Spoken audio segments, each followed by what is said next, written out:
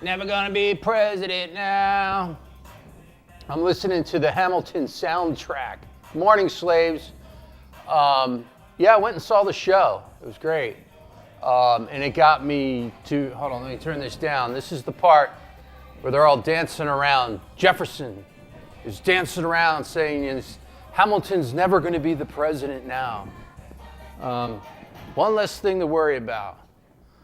Okay, so it got me to thinking, all right, I'm reading the book right now. I'm almost finished Hamilton. And in an election year, you kind of think of these things as far as the presidency goes. And I've always wondered, where did the two-party system come? Now, if you've seen the show and you're a fanboy of, Lin Miranda and his version of Hamilton, or you think Hamilton was some sort of, immigration, pro, whatever you're thinking, you think again. You need to read the book. The book is long. I read basically about an hour of it a night. And there's different parts, and there's a lot more in the book than there is in that show. And don't get me wrong, the musical's fantastic. That's the stepping off point as a young person that's going to get you into, Hamilton, Washington, Jefferson, Madison, Constitution, the Revolution, the battles. If these are the things, if this is a jumping off point, then hey, I think it's great. But today I want to talk about one particular part that I'm going through right now because it's been on my mind for weeks since I've read this. Because I've been telling people, I said, did you know that the two-party system started around this time? And I've read a big book, a big tome on Adams last year, sitting on the train, gonna listen to something. And now I'm reading Hamilton this winter. And then maybe I need to read a book on Jefferson. But the book I'm reading on Hamilton right now, the Chernow book, the one that Lin Miranda used as a guide for his show, Hamilton. It started, that song, Never Gonna Be President Now. He was the president, Hamilton was. De facto, vis-a-vis Washington's. He did all this work for Washington. And wrote just a ton of stuff. So how did the two-party system get started? I don't know. How do you put this in a nutshell? Or how do I put it in a nutshell? If we were talking at a cocktail party right now, Jefferson was an asshole. He hated Hamilton. He didn't like what he did. They hated each other. There's a lot of behind the scenes, and they wrote everything down. So that's just it. Most of the stuff. Jefferson was from the South, as you know, owned slaves. There's a good book out that refutes all that stuff. Not that he didn't own slaves, but they give an example of all the fallacies about Jefferson. So I'm going to read that book. I don't remember the name, but I can find it. It's easy. It's out there. They did everything they could to undermine Hamilton and Washington. Various means. And they were called the Republicans at the time, which then I guess they turned into the Democrats because the Hamilton, the Federalists, turned into the Whigs, which turned into the Republicans. But I'm kind of confused on, was the Federalists, they were for big government, which is kind of like what the Democrats are for in states' rights. But anyway, that's later. Everything changes. But I guess their job at the time, or at least Jefferson thought, was just to be a total dickhead and create,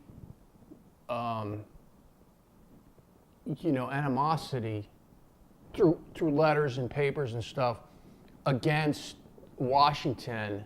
They didn't like the army. They didn't want an army. It was really weird times then. It all took place in Philadelphia. And growing up in Philadelphia, I didn't really know all this stuff in the 1790s. I'll give you an example, the Whiskey Rebellion. Hamilton goes out to Carlisle, Pennsylvania, I don't know, all places, with Washington in a stagecoach, and he's old, and Hamilton's out there, and he's ready to kick some ass out with the hillbillies out in Appalachia that are doing bootlegging. I know, crazy.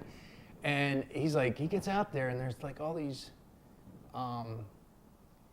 soldiers that really aren't prepared. And he's like, crack colonel in the Revolutionary War, and he's showing them how to fix guns and shit, and he's just telling them how to do stuff. And he's like, we need a standing army. This shit ain't gonna work, right? And again, he was met with, pushback from Jefferson. And everybody says, well, pushback's good. This is how the American way works, two-party system. Then it comes time for the French Revolution. And Jefferson, the dandy, and I'm using that word dandy, look it up, he's all dressed up. Even in the show Hamilton, he's like, flamboyant, comes out in a purple outfit, and he's like, never gonna be president now, never gonna be president now. And he's jumping all around. And he was down with the French. And Hamilton and Adams were like, dude, they're killing people, they're chopping people's heads off, there's no rule of law. These French people are just, they're whack. We can't support these guys. And they're like, well, the French helped us, Lafayette. And they're like, that was a deal we made with the king. King, whoever the king of France was at the time, I can't remember, it slips my mind. But they cut his head off, they cut up Marie Antoinette's head off. And they're like, these aren't people we want to deal with. This isn't a rule of law. And Jefferson's pushing, and Hamilton's like, no, we're not doing it. And we need a standing army, blah, blah, blah. So it was these little things, and you should have seen in the book, if you read the book, there was so much, pushback at that time. And you think, what? It was the 1790s. And I could get into the stock trading and all this. So, the book goes into a lot of stuff. But just to end this off, in the book that I'm up to right now, Jefferson and Hamilton are, Washington's out of power now, Hamilton's kind of out of power, and they're doing with Adams. And anyway, it's the start of the two-party system. Anyway, tell me your thoughts on that. Hope this wasn't too long. And I'll just go back listening to my Hamilton soundtrack. And by the way, there's a mixtape out, which is actually kind of cool. I mean, again, if it gets you off into history books or whatnot, if you're young, you're watching this, hey, more power to you. Read the long ones. Do the audio book so you can get through them. Read the book, listen to the audio, become the smartest person in your class, whether you're in 8th grade, 7th grade, high school. You can excel, you can get ahead of this stuff, and you can really know this, and you can challenge your teachers in school. Anyway, that's all I got for today. See you later, slaves.